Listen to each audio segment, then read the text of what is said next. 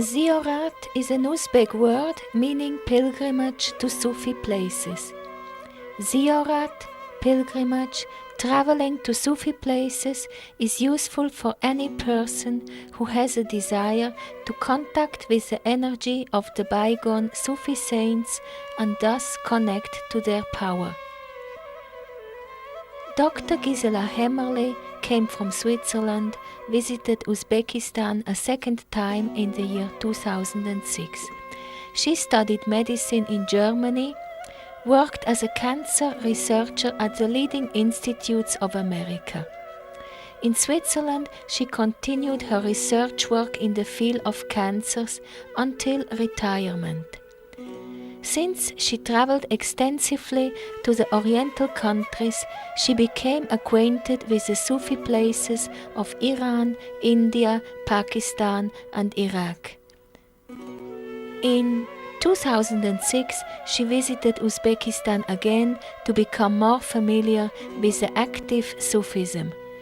During a few days, Dr. Hämmerli visited little-known Sufi tombs in the region of Jizak and witnessed activities at the Sufi center of Nursafardiyya in Jizak.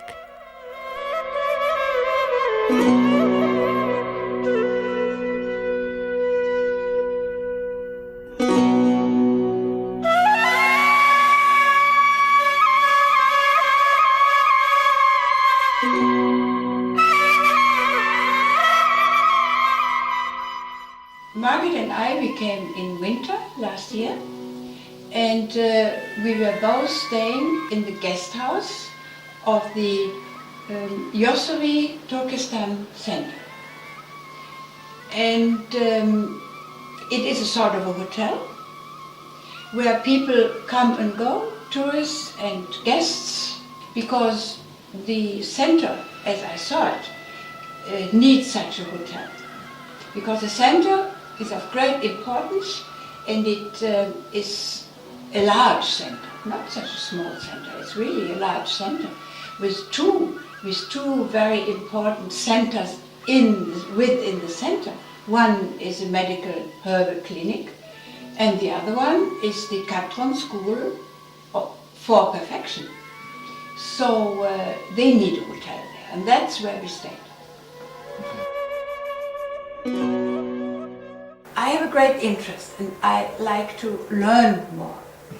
And I thought with the small things I have learned in between, I could profit enormously when I could go back to the center, to the people who live there, to this, to me, foreign world, which I had entered very slowly.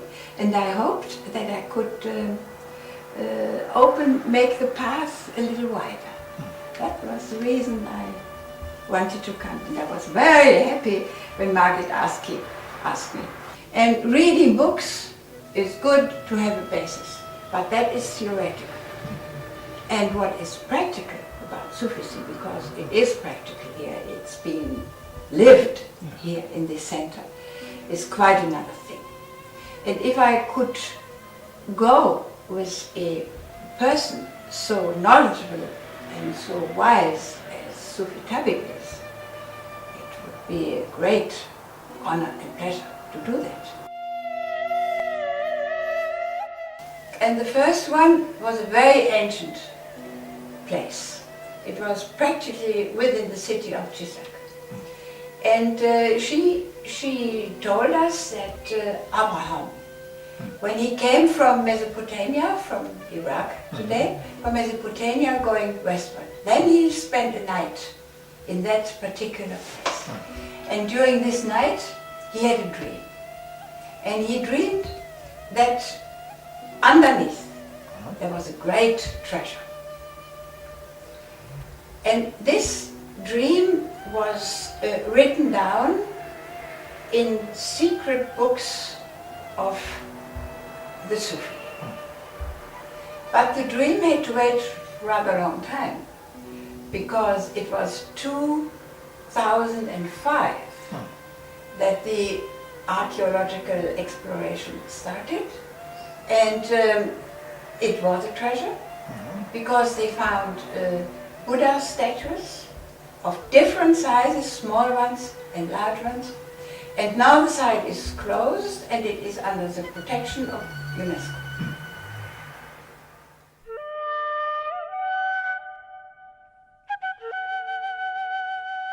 The second site we saw was the place of the lonely age. Baba Yeke. And he was a murshi with many murids in a place in Fergana, Namaga.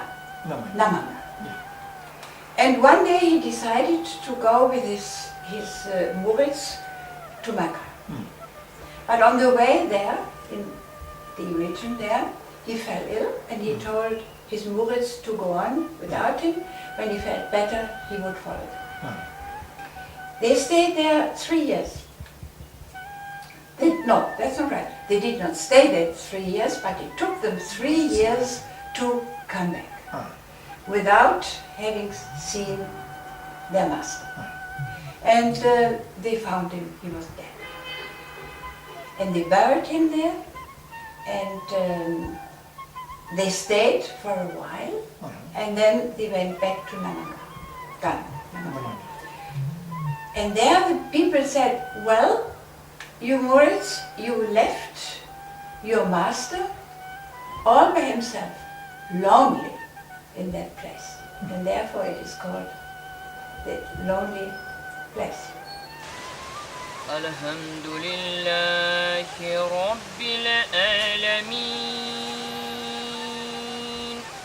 And then there was a third place, that was the place Oktosh, the place of the white stone. And in this place lies the tomb of a nephew of the Prophet Muhammad. And this man, he must have been a hunter, not married, and of immense strength. And one day he was confronted with 500 enemies. He fought as long as he could, and then he had to succumb and he died, and they cut off his head. And he had a very good friend, and the friend came and was looking for him. And he found his dead friend without a head upon his horse, and he buried him there. This, the fourth and last place, is the one of the golden key. This was a place of happiness, stones of happiness. And why was that? Because if a girl in a marriageable age had not yet found someone she could marry, she went to the guardian of the cemetery, to Hassan, and asked him for the golden keys to open the cemetery for her to go to the stones of luck. And then she crawled 3 times through this hole, went around, and then within 14 days she was married. And when Hassan died, there was a little difficulty because it was so immensely tall, and therefore they had to construct a grave as long as the trunk of a tree. And because in his lifetime he had transmitted so much energy that also in his death he did that. He does that. Not he did it, he does it. And therefore, when people come in the need of strength and energy, or whether they want to make the energy still stronger, which they already have, then they go around his tomb 3 times. And with touching with their palms, because I've learned that energy gets in here and then over there. Touching, and on the long sides, and with the head on the short sides, and do that 3 times. And during his lifetime as a fighter, he had gathered treasure, gold and all sorts of beautiful things. Huh? And they were buried underneath. And if you ask me why was it not stolen, because I mean gold is an attractive thing to have, there's a very good reason, because there lives a snake. And that snake is as enormously long as the grave. And with that snake guarding the treasure, nobody dares to go there and steal it.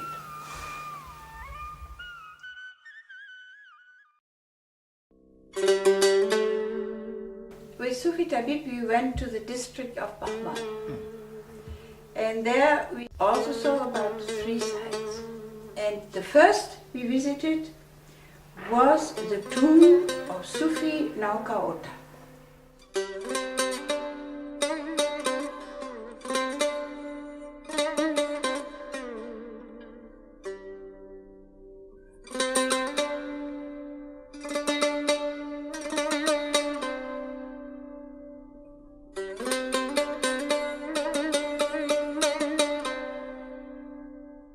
And I remember a beautiful place, large place, with old trees and possibilities to sit upon, to think and to meditate, and distributed among the trees.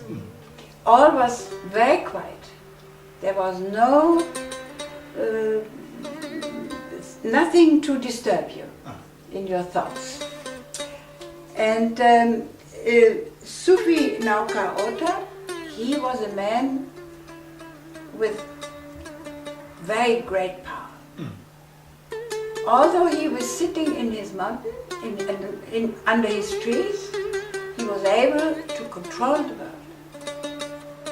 And one time there was no water for a longer time, and the people were thirsty, and they wanted water also to cultivate it. You need water. Yeah. You need water. And then with the 5 fingers of one hand, he sort of scraped the rock there, and out came water, a spring. And this spring is still there. And Sufi Tabib told us that the level of the small lake which the spring is building, it never changes. Not in the heat of the summer, nor with the downpour of rain in the rainy season. It is almost the same.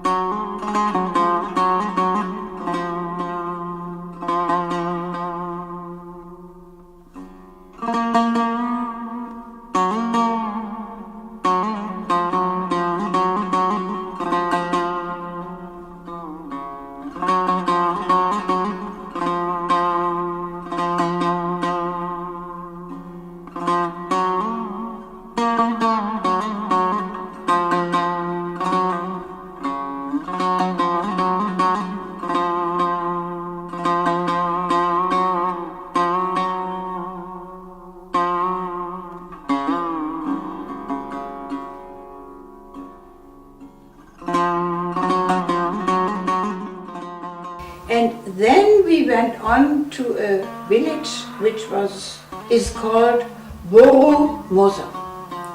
Yes. And in this village there is a Sufi center.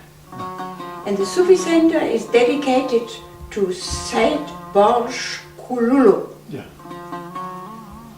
He lived in the 13th, 14th century.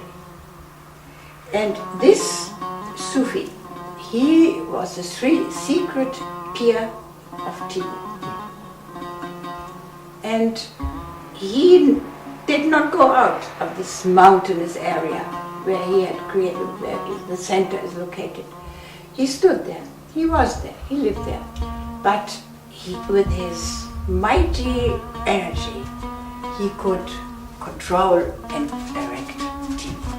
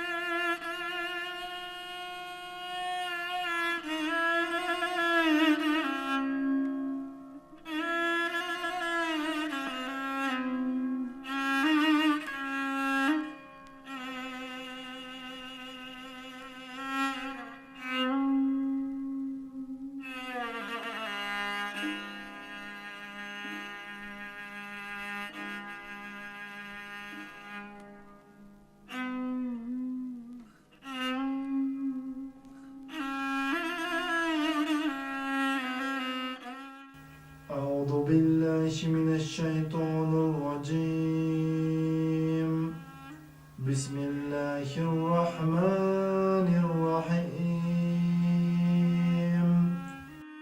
The last place we visited at that day, that was in the village Osman Ota. Named after Osman Ota, I could imagine, because his tomb is there. And Osman Ota, Sufi Tabib informed me that he was living in the 12th, 13th century. Osman Ota also was a peer. And many murids came to him to learn to perfect themselves. Yeah. And he was not the usual teacher, sitting down in a chair and giving lessons. He was rather someone who walked around with his students and showed them things and gave a meaning to the things they saw. And this was the way a young person who wants to better himself, that is the best way you can do. Much better than sitting down and teach like that. Est-ce que vous pourriez me dire qu'est-ce que ça veut dire le mot charia? Shariat. Shariat, c'est, on traduit directement, ça signifie les règles. Les règles. Alors, Shariat, c'est la religion islamique qui était donnée aux gens par le Dieu au Mohammed, prophète Mohammed.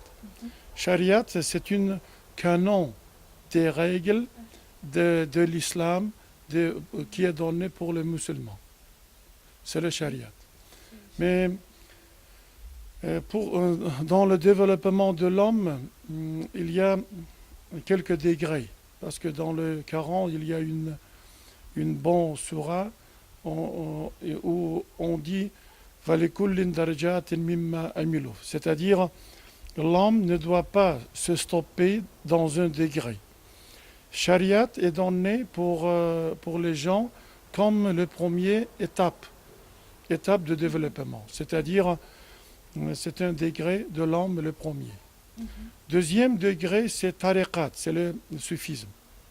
Alors, soufisme a ses règles, il un peu sortent du Coran et du Shariat système, mais il s'intéresse ou bien il va toujours au Dieu. Il veut contacter au Dieu par son perfectionnement du corps, de physiologique système, de énergétique et spiritualité. Par ça, il veut savoir les qualités des dieux. C'est le tariqat, c'est le soufisme. Il y a encore un troisième degré, étape de développement, c'est le marifat. Marifat, quand l'homme passe le soufisme et il devient propagandiste de ses idées. Idées de Dieu. Alors, il fait des agitations, des propagandes, ils vivent avec ça. Le quatrième, la dernière degré de développement, c'est haqiqat. Haqiqat, c'est-à-dire être avec le Dieu, ou bien se perdre dans le Dieu et atteindre le Dieu. C'est la quatrième étape que les gens doivent aller dans le chemin au Dieu. S'il vous plaît. Il y a quelques personnes qui ont arrivé au 4e stage. Mais je pense, madame, que... Unir. Oui. Je pense que toutes les soufis qui continuent leur chemin jusqu'à la fin, ils atteignent le Dieu. Alors, par la méditation, par le zikr, par le marifat, par leur activité dans cette direction, ils atteignent le Dieu il parle directement avec le Dieu. Ça doit être un moment extrêmement heureux pour ces personnes. Oui. Hein? Et c'est court. Ce n'est pas de longue durée. Hein? Mais oui, par exemple, presque tous les prophètes avaient le contact avec le Dieu à peu près 50 secondes. 50 secondes, jusqu'à 50 secondes. Mais il y avait les soufis comme Khoja Ahmad Yassavi qui avaient le contact avec le Dieu 1 minute et 30 secondes. C'était plus haut que les soufis avaient le contact direct avec le Dieu et on pourrait prendre l'information de Dieu. On m'a dit une fois quand j'étais au Irak Oui. que c'était un homme halaj. Mansour Khallaj. Yes. Oui. Mansour Khallaj est un soufi un peu radical. On peut dire radical parce que c'est un soufi qui a dit que je suis Haq, je suis Allah. Mais ici, il faut comprendre que il a dit Anal Haq. Il n'a pas dit Anal Allah. Alors, il n'a pas dit. Qu'est-ce que c'est la différence, s'il vous plaît? Oui. Alors, c'est-à-dire, il n'a pas dit je suis Allah. Il a dit je suis Haq. Haq, un des attributs de Dieu. Mais il n'a pas dit je suis Dieu. C'est pourquoi les gens, par exemple, quelques gens de la charia, on peut dire de la religion orthodoxe, ils n'ont pas compris le sens principal de son discours. C'est pourquoi on a tué. Oui. Mais normalement, il n'a pas dit que je suis Dieu. Il a dit Anal Haq, je suis Haq, je suis un des attributs de Dieu. Oui. Mais pas l'entité. Oui, l'entité, oui. After the visit of Dr. Gisela Hämmerli in Jisak, we could not accompany her to Bukhara and Khiva because she wanted to continue her travel on her own in order to reflect more about the Sufi saints of this country and about their energy. We wish to Dr. Gisela Hämmerli a good journey on the Sufi way.